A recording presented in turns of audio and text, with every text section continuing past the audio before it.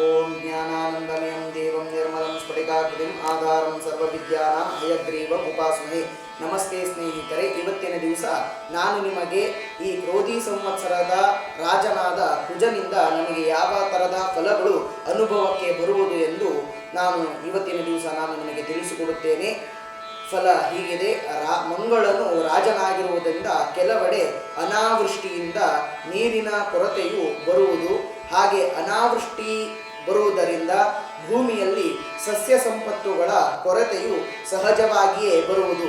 ಹಾಗೆಯೇ ಆಹಾರ ಧಾನ್ಯಗಳ ಅಭಾವ ಮತ್ತು ರಾಜರೊಳಗೆ ಯುದ್ಧ ಆಗುವ ಸಾಧ್ಯತೆ ತುಂಬ ಹೆಚ್ಚಿರುವುದು.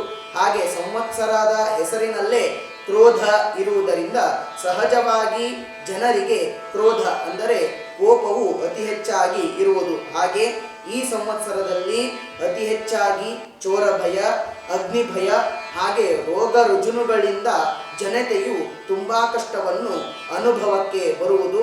ಇಷ್ಟು ಈ ಸಂವತ್ಸರದ ರಾಜನಿಂದ ನಮಗೆ ಅನುಭವಕ್ಕೆ ಬರುವಂತಹ ಫಲಗಳು ಆಗಿವೆ.